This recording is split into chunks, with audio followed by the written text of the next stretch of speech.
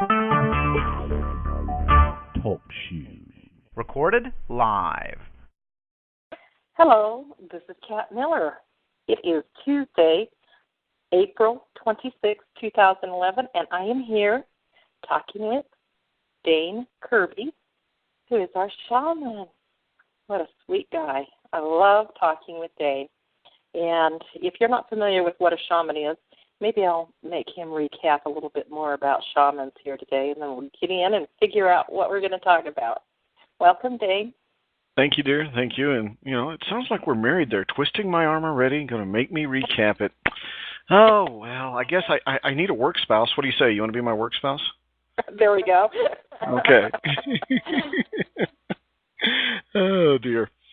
So, we're going to have a little fun today. And first and foremost, since you said what a shaman is, in a lot of cases it's what a shaman isn't, too. But a shaman is the person that intercedes for other entities, because I don't just work for people necessarily. I work for other things as well. And we intercede, we go in the between to help people find the answers they're looking for, to help them learn how to activate their own healing potential, to learn how to live, or if they have an issue, they just need a solution in an ear. It's what we do. You can look at it as some of the shamanic work is hypnotic, and it is. And some of it is just outright, pure, old world, earth magic. And it is. Magic exists, by the way, okay? By our very nature, being part of the divine, we're magical. So it doesn't take much to activate that. And some folks have just forgotten where it is. And hey, guess what? Call your local shaman, and we'll take care of that for you, okay? But that's really, that's what it is, and easy enough. It's nothing super complicated. Now, I was trained old school, so the training was rough, tough, and we'll say that I was slave labor for a few years there. But that's fine. That's the way that I was happy doing it. Other people don't have to do it that way. But the good thing about going old school like I did was that when it was all said and done, it's completely and totally a part of my very fiber of my being, my soul, my bones, my heart. So it's always part of me, and I'm always part of it. You can't separate us. Okay? There's just no way. It doesn't work that way. So there's a shaman for you. Did that answer it for you quick and down and dirty? Doesn't magic simply mean not typically easily understood or in our current scientific explanations able to be explained? Isn't that really what magic just is? Well, you know what I like about modern science? Is it's proving everything I do. Mm-hmm. And they've come full circle. And I've actually watched hardcore scientists walk away from the hardcore science field and enter the shamanic path or enter some healing modality. Mm-hmm. Because they proved it to themselves that it is legitimate in a logical form that they understand. And that was all they needed to do to release themselves to go to their next, what they're truly meant to do in a lot of ways. So I actually love modern science because it's proving everything that the shamanic tradition has said since we've all been here. And, but then I'm one of those people, I love working with doctors, scientists, all that. I was raised with a lot of that. I'm raised in the West, so I get it. But also I straddle both worlds, which again is what a shaman does. I straddle more than one world. Mm-hmm. I just see magic as just being a catch-all word for what is not understood. You don't see the underpinnings. You don't see how it happens, and so it's magical to you. A car transported back to the 1700s and driven in the 1700s is magic as far as they're concerned, because they don't understand how a gasoline engine runs. Mm-hmm. They don't understand those concepts. And so basically magic is just the current place where a person is. They can't understand how something happened, and I guess that's basically what magicians do too. They Well, have a way of doing something that you can't see or understand. And when you study it, you learn how to do it. You learn the sleight of hand. You learn how easy it is to do a lot of the things that they do. And then it's no longer magic to you. Well, for me, it's just everyday life. For the rest of the world, it's magic. But for me, it's perfectly fine to channel energy from multiple sources. And for me, it's fine to actually go down into the earth and bring back things for people, knowledge and wisdom, and actually take them with me so that when they come back, all of a sudden, things that were really crushing them aren't anymore. So to them, it's magic. To me, it's just my everyday life. Exactly. Depends upon perspective. Yep. But then, there are things that other people do that I find magical that it's just because I don't do them. But they do. Personally, I think sculptures. Wow, that's magic. I don't see anything in a rock other than it has a wonderful spirit, usually, depending on the rock. Some do, some don't. But I see a neat spirit, but in no way do I see a way to carve the rock or the stone in an image that enlivens it. So to me, I think sculptures are magic. It all depends. In some ways, I see what certain things that you do that I've never done, and I don't do it that way, but you do. I see it as magic. Just not my magic. It's your magic. And that's the cool thing. Everybody has their own magic. Just do you want to reach in and activate it and go boogity, boogity, boogie? Here we are, We all have our own magic. We sure do. And it just manifests in different ways. And where's your magic? Where is your magic? Somebody wants to get in touch with their magic. What do they need to do? Well, simple enough. They could always go to the energy technique that you had posted on the forum previously that I did on YouTube. Works great. It will activate your magic because eventually it comes down to, we're going to say it's your heart, because people understand that when I say your heart.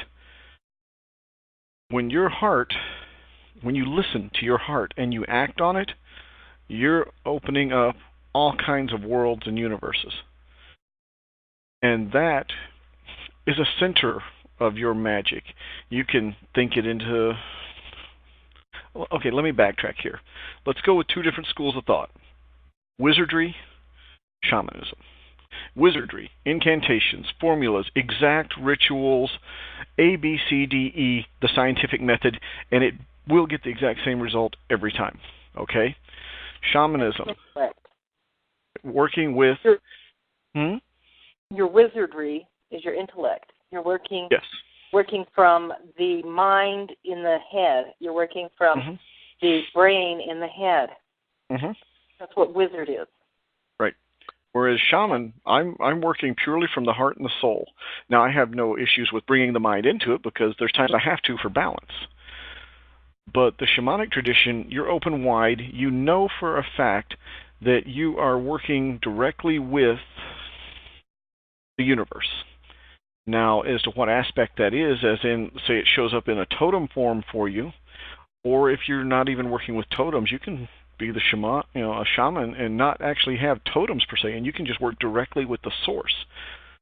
In some ways, totems are just very nice to keep you from blowing your mind when you actually see what the source is. They make it convenient for us in this physical shell not to go, oh man, that's where it all comes from, and that's what I'm part of, and it can be rough on you. Been there, done it. I've seen past my totems, and it's stunningly wonderful and beautiful, and it's just a lot simpler to work with the totems on some things. Because in some ways, being physical, when you're looking directly into the divine, it really cranks the vibration rate up, and it's hard on you in some ways as a physical being, but as you train yourself longer and more, it gets easier. So shamanism, straight from the heart, accessing the universal magic.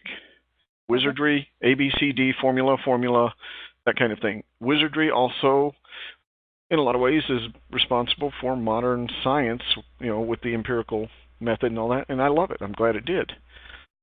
Because we did need that. We did need to learn that so we could come full circle, which we're fortunate enough to live in the time where they're proving that we've come full circle. That it is all one thing. And I'm not even going to say it's two sides of the same coin, because I don't agree with that. I say it's all one thing. It's just, which way are you more comfortable? Are you more comfortable with A, B, C, D, E?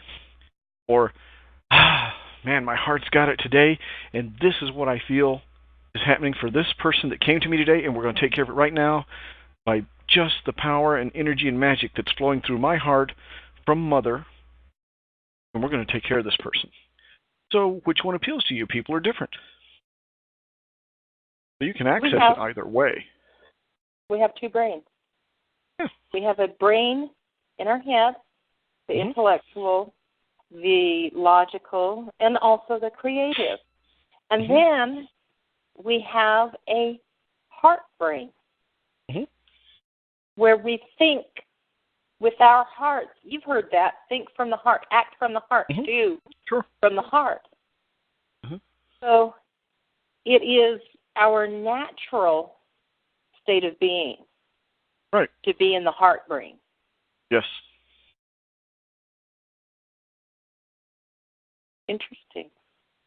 And also, what I've learned for myself since shamanic work, especially for me, others don't do it quite this way, but let's say it's a general rule, but for me it's a very definite rule, is I work between things. I am an intermediary at all times. Just depends on what it is. Sometimes it's between sun and moon. Sometimes it's between two people. Sometimes it's between a person and a place. Sometimes it's between Mother, the Earth, and a place. Sometimes, do you see what I mean? It's always between for me. So I actually enjoy that the brain is part of the equation in the heart, because I'm working between within my own self. And a lot of people don't realize your heart is not connected to the rest of your nervous system. It has its own system. It fires on its own. It doesn't depend on the brain to tell it to fire. And I didn't learn that until just a few years ago, and that was like, wow. And they've done studies on the heart field. The brain gives off its own energy field. Well, the heart field, the original study that was done, said that, well, they know for sure it goes out to 8 feet.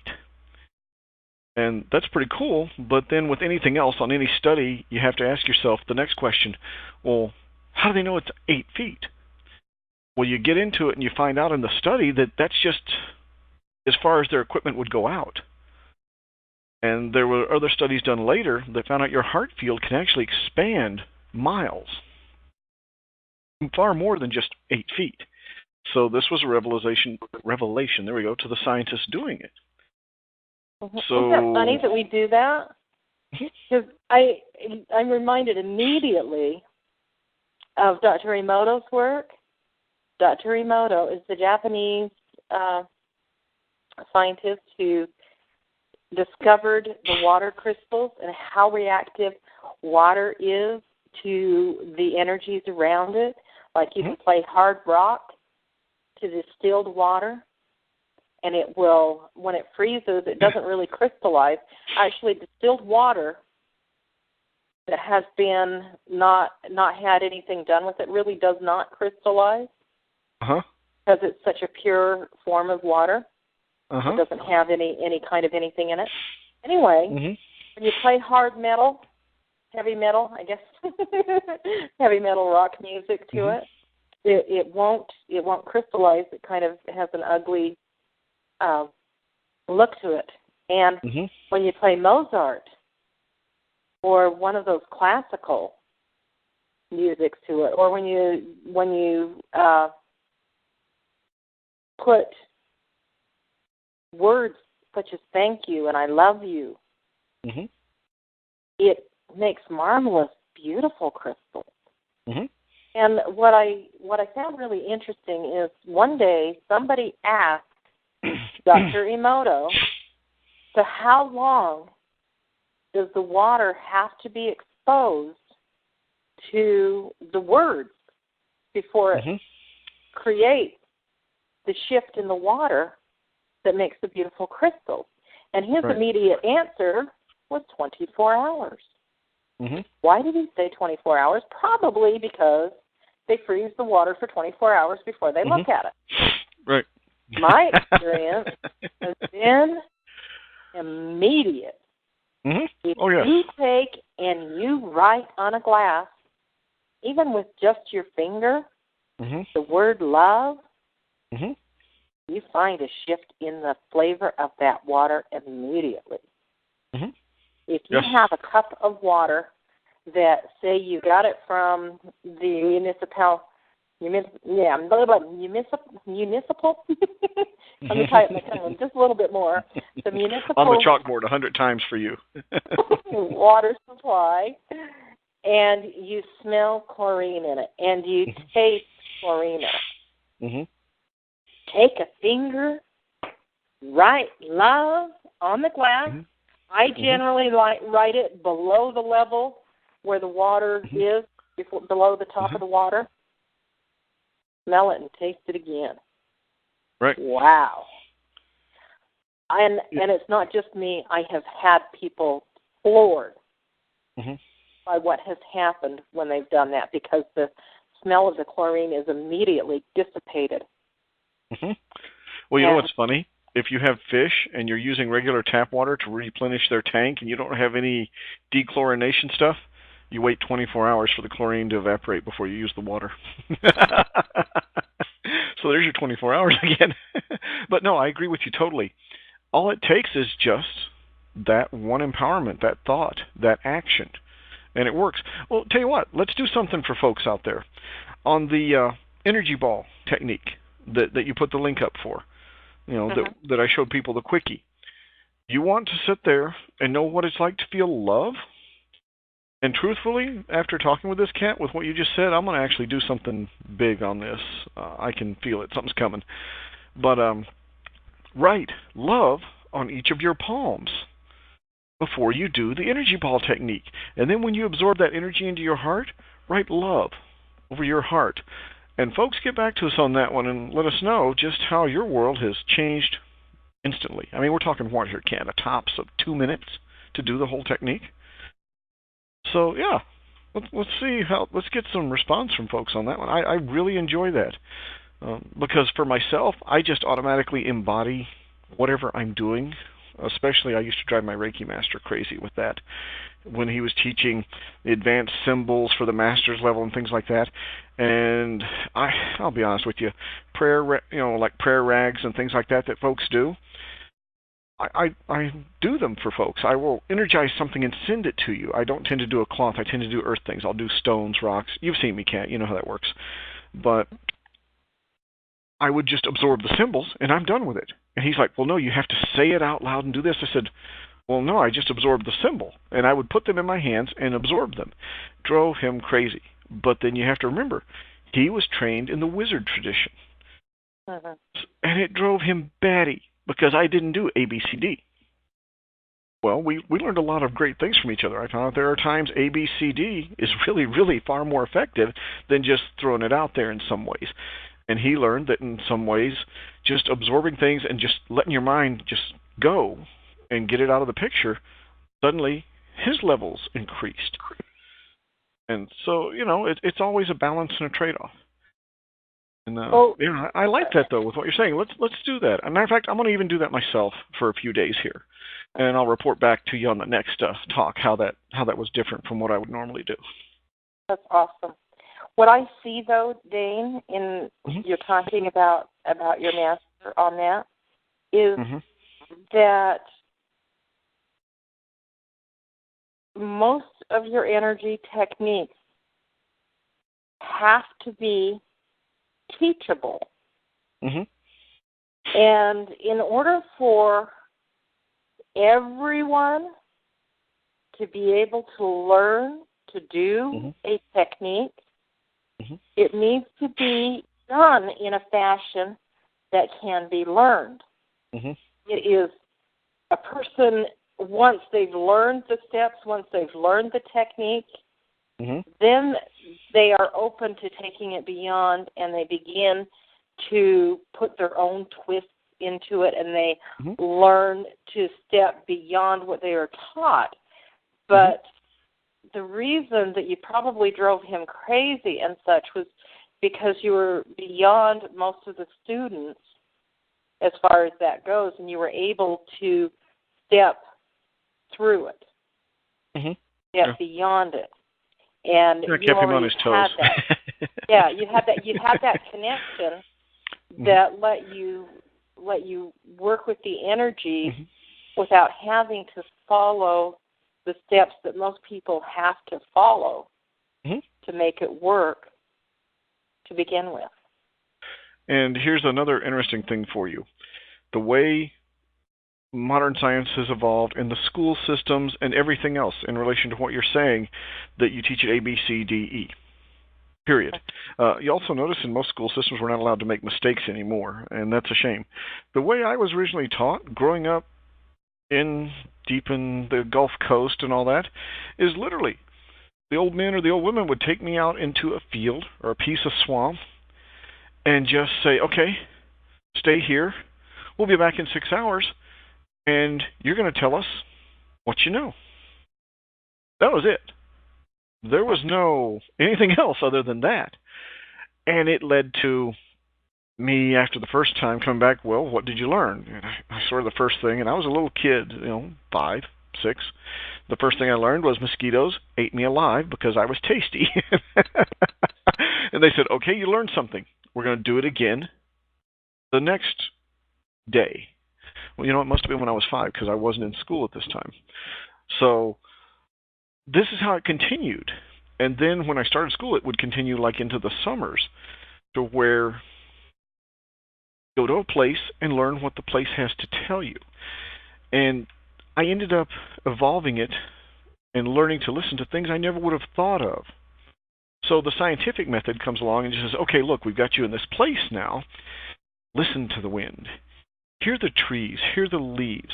So the interesting thing about it is this kind of technique is it teaches you quickly, the scientific method.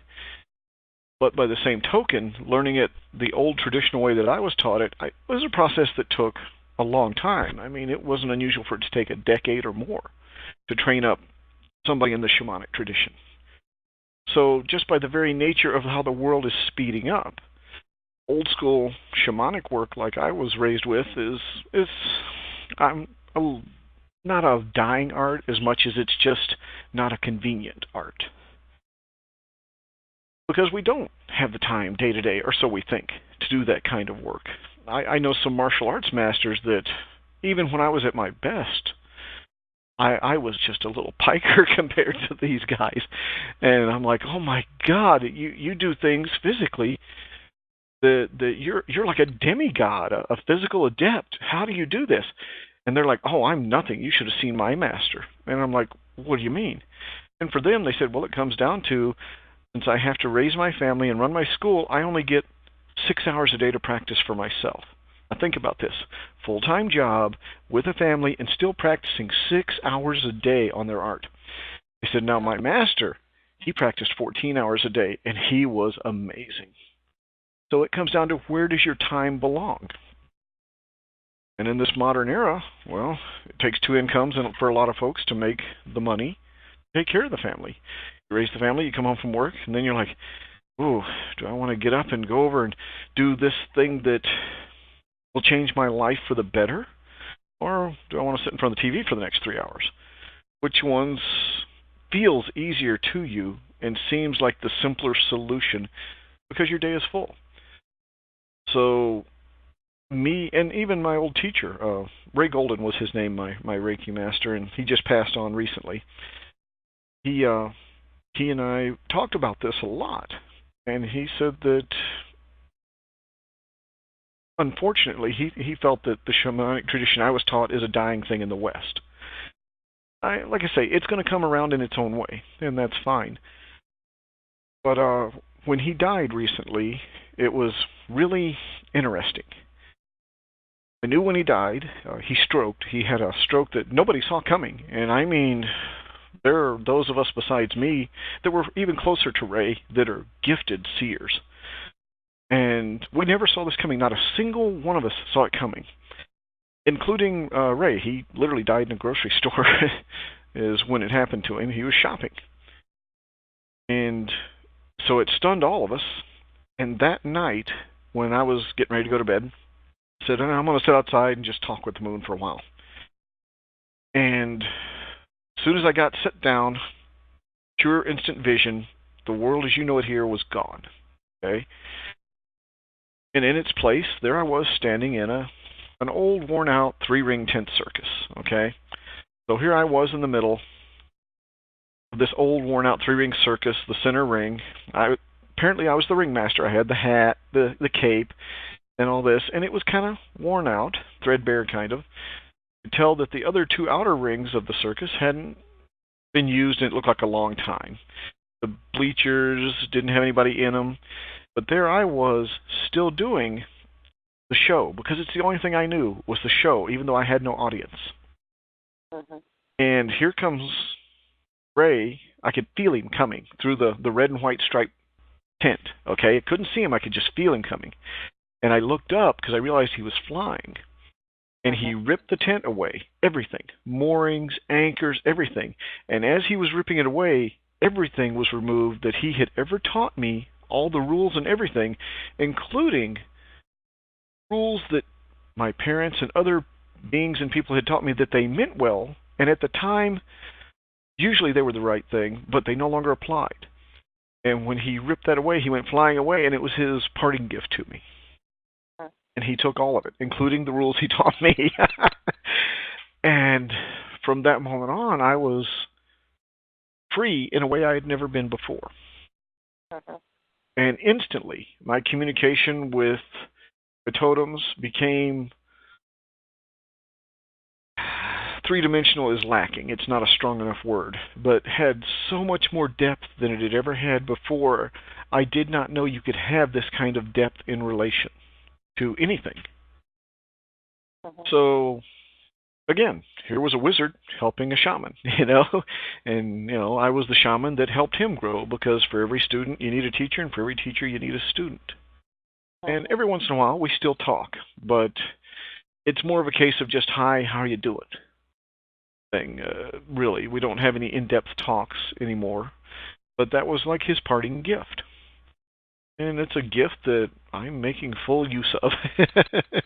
And that's actually why I did finally launch motivationmatrix.com and all that, because there's so much out there. And I don't want what he taught me to go to waste. Time to get it out there to the folks. When you have a teacher like that, you never lose him.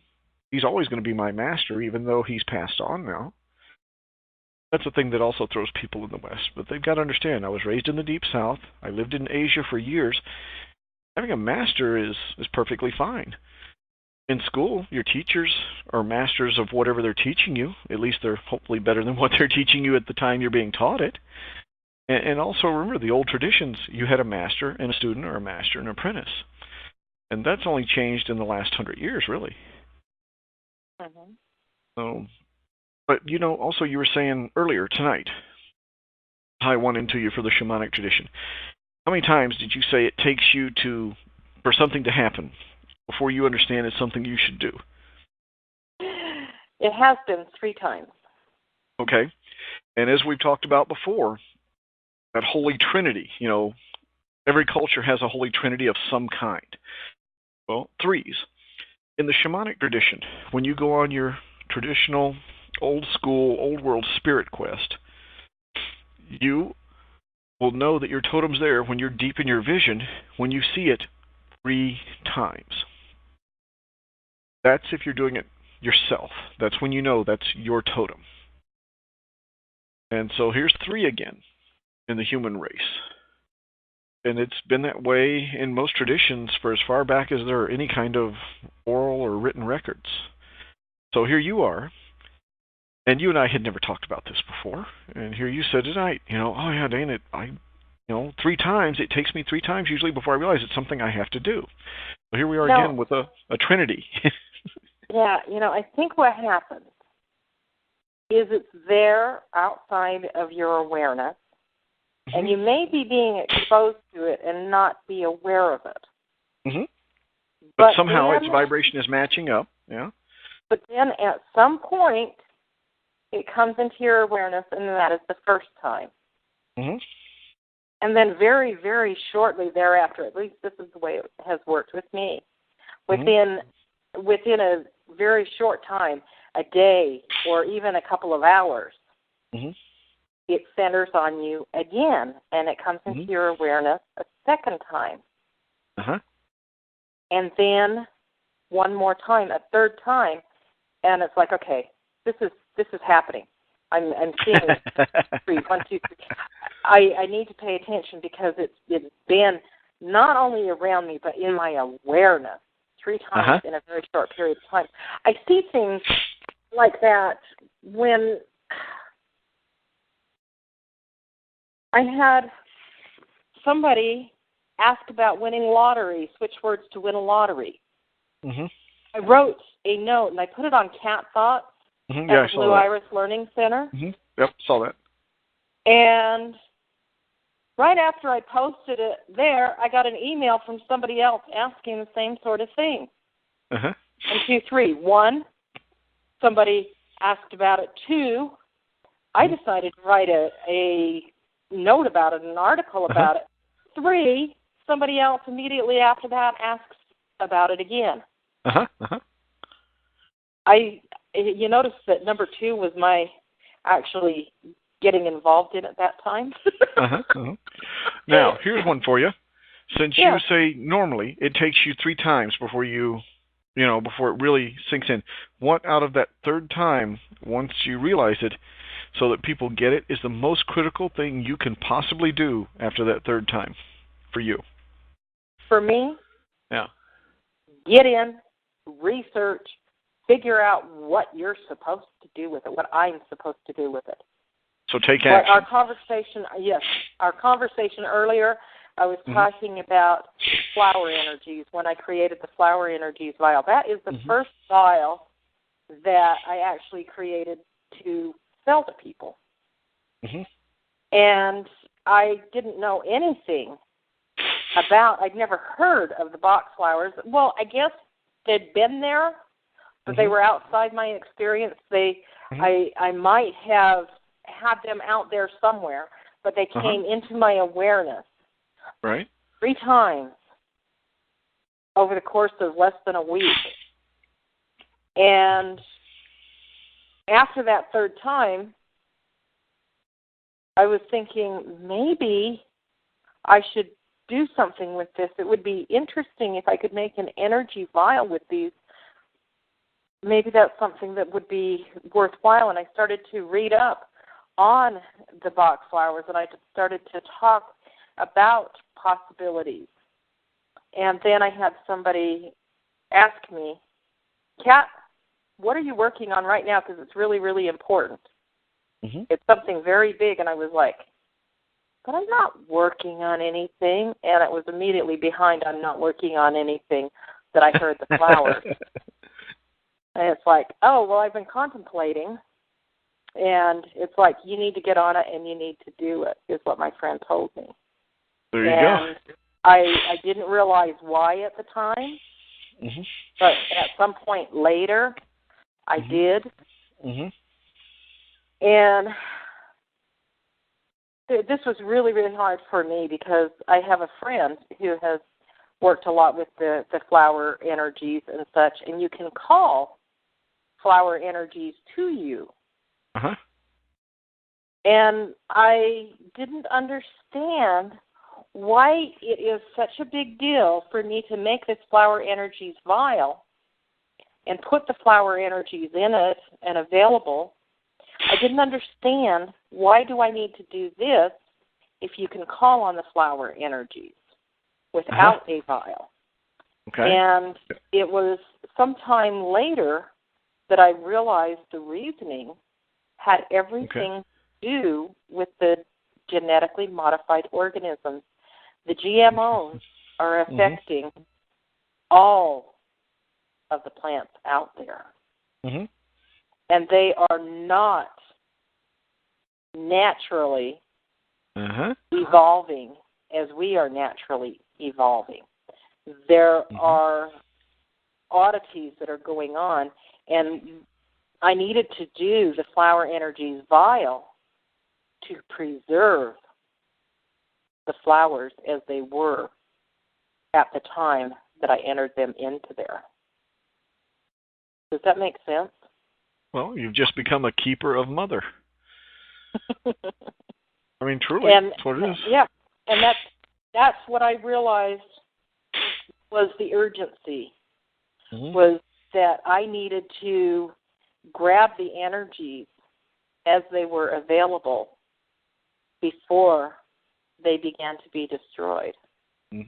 And my understanding is that it's already started to happen, that the flower essences are beginning to lose their efficacy because even though they try to keep them pristine, the GMOs are everywhere. They are affecting. Oh, but no, don't you remember the scientists told us that it wouldn't affect the field next to you? Come on, don't you believe that? Which is why Monsanto has fields next to them and says they've got some of my genetically modified stuff in their field. They need to pay me for that. Well, here's one for you then, and it comes down to something I've had to deal with a couple of times. Because I do so love healing a place. Because if I can heal the place, the people involved with it, they also, it's cause and effect, okay? It also heals them spiritually, mentally, however you want to see it, whatever that means to you. So knowing that it's changing and it's going to keep changing. For me, there have been times I've worked with places that were so yuck. I mean, the damage was so bad, and I don't mean just spiritually. I mean that there was so much pollutant crud around it that it took me where I would literally have to go really deep into the earth and really have a serious conversation with Mother as to what to do to bring it around to make it better. And I found out that it's doable. It really is. It's totally doable. You can change it and fix it, but there's just different ways I have to go about doing it depending on what's going on. So for you, with the vials and everything, knowing that the next generation, they're not going to have the option of some of the things that we had, because it has been changed, whether it's tainted or changed, however. So what would you recommend to the next generation to deal with this? Or are they going to come up with a solution you and I just would never have thought of because it's not what we deal with? Well, I've got the flower energies preserved. The vial has, at this point, somewhere, I don't even know how many flowers are in it now, but over 200. And the way the vial is put together, see that's something else that was kind of strange that I needed to come over or overcome. It was Dr. Bach, when he created his flower essences, there were 38 of those, and he thought, well, you could just cure everything by taking all 38 flowers, but he found that taking the essence of all 38 flowers basically did nothing for you because they canceled each other out. Right, So you had too much of a contradiction going on, Yeah. So what I had to come up with is, how do I get all 38 of the Bach flowers, and then all of the North American flowers, and then all of the other flowers that we've developed since then, to coexist in one vial, and yet be able to call out the formulas and whatever that you want out of it. And that was the trick. That was the real trick. In fact, Beach was not the least bit happy to join the rest of the flowers. Wanted to burn my hand. Let go of me. You're not going to take. No, I'm not doing this.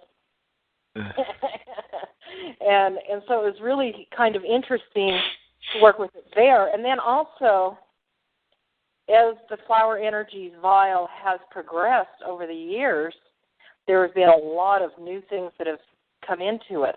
It's not just what the reproductive part of the flowers that's in the Flower Energy Vial, because the way I look at a flower is to flower is to bloom, is to open yourself to the world, I kind of put a paragraph. In fact, I had a friend who helped me a lot in developing some of the energies in the Flower Energies Vial. And at one point, she requested that I rename it from Flower Energies to Plant Energies because there were leaves and different parts of the flowers. And I told her, no, I cannot rename this vial.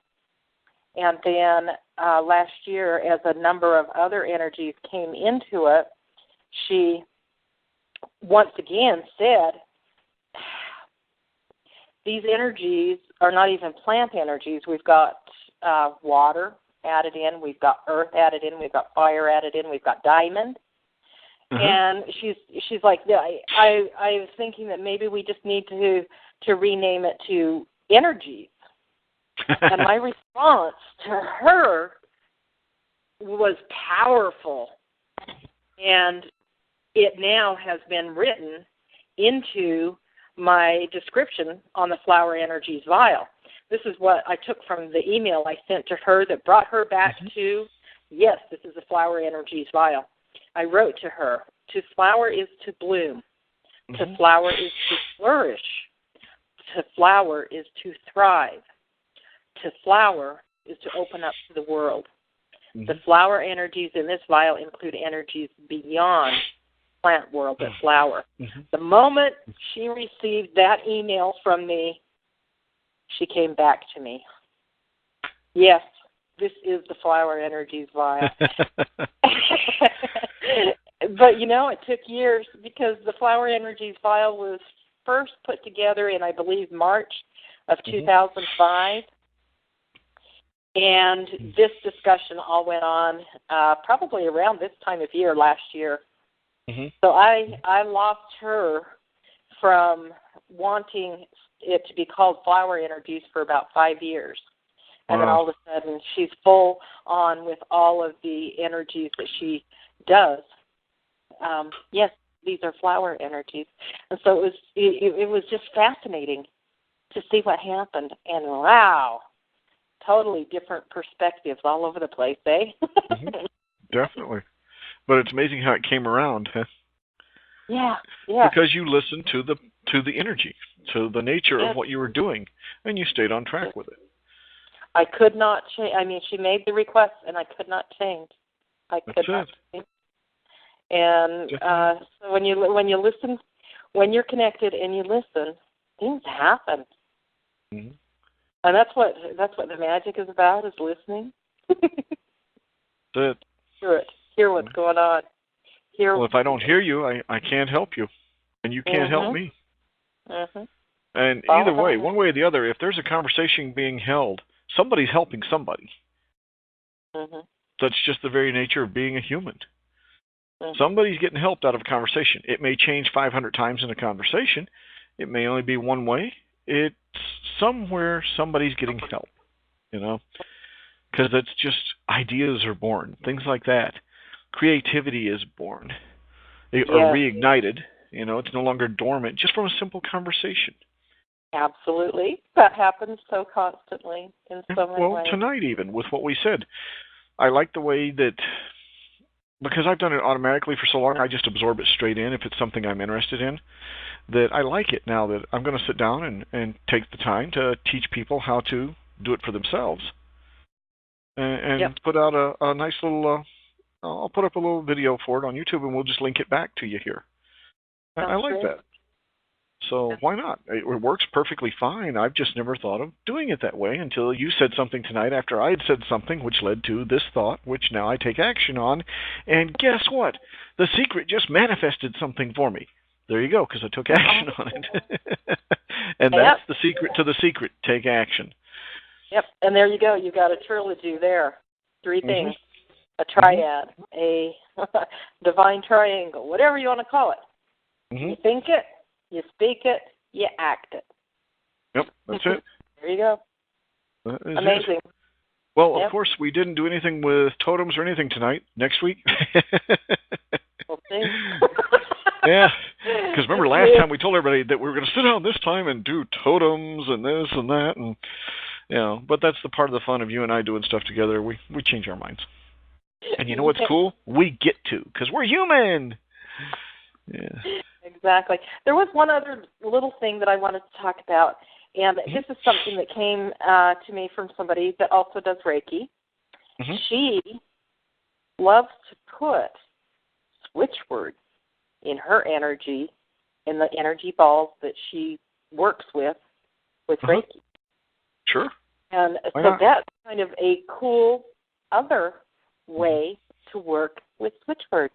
Mm-hmm. Yeah, They can works do fine. your Reiki. Yeah, I'm all for that because people.